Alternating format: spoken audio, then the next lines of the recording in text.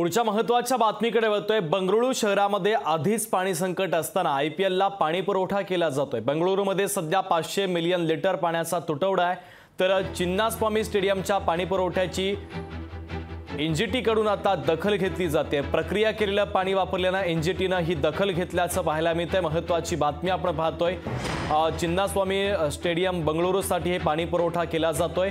एकीकडे पाण्याची टंचाई असताना आणि पाणी संकट असताना आयपीएलसाठी मात्र पाणी पुरवठा केला जातोय।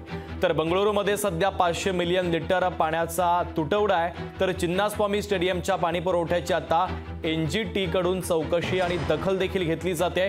प्रक्रिया केलेलं पाणी वापरल्यानं एनजीटीनं ही दखल घेतलेली आहे।